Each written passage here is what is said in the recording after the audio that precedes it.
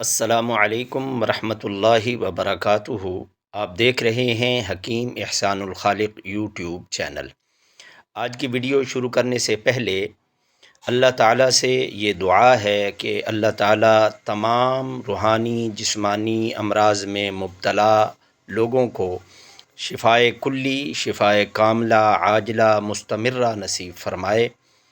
آج کی ویڈیو شروع کرنے سے پہلے گزارش ہے کہ ہمارا چینل سبسکرائب کریں اور بیل آئیکن کو پریس کریں تاکہ ہماری تمام تر ویڈیوز کا نوٹیفیکیشن آپ کو ملتا رہے، اور اگر ویڈیو اچھی لگے اس کو لائک کریں، شیئر کریں اور کمنٹس بار میں اپنی قیمتی آراء کا اظہار فرمائیں۔ جو شخص یہ عمل کرتا ہے اس کو 80 سال کی عبادت کا ثواب ملتا ہے، اور اس پر یہ کہ 80 سال کے گناہ معاف ہوتے ہیں۔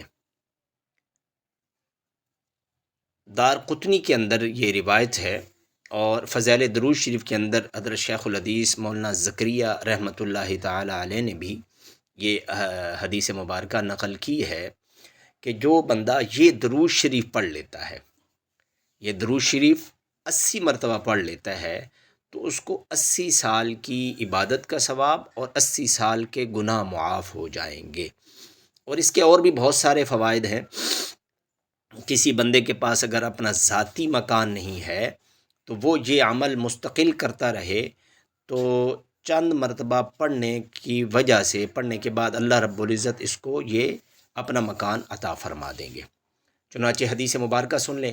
حضرت ابو ہریرہ رضی اللہ تعالی عنہ کی حدیث میں یہ نقل کیا گیا ہے کہ جو شخص جمعہ والے دن عصر کی نماز کے بعد اپنی جگہ سے اٹھنے سے پہلے 80 مرتبہ یہ درود شریف پڑھے تو اس کے 80 سال کے گناہ معاف ہوں گے، اور اس شخص کو 80 سال کی عبادت کا ثواب اس کے لیے لکھا جائے گا۔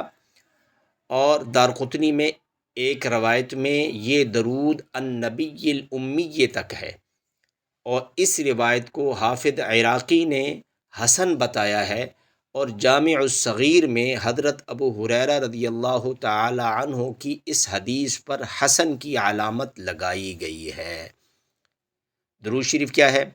اللہم صلی علی محمد النبی الامی محمد، یہاں پر غلطی اکثر لوگ کر جاتے ہیں، پھر بعد میں پوچھتے بھی ہیں محمد النبی، نہیں، محمد النبی الامی وعلی آلہ وسلم تسلیما۔ یہ عصر کی نماز کے بعد جمعے والے دن اسی جگہ پر بندہ بیٹھا رہے اور یہ عمل 80 مرتبہ پڑھ لے تو اس کے 80 سال کے گناہ معاف ہوں گے، اور 80 سال کی عبادت کا ثواب بھی لکھا جائے گا۔ اور اس کے علاوہ درود شریف پڑھنے سے سارے کام بن جاتے ہیں، اللہ بنا دیتا ہے۔ دعاؤں میں مجھ سمیت پوری امت کو یاد رکھیے گا۔ السلام علیکم ورحمۃ اللہ وبرکاتہ۔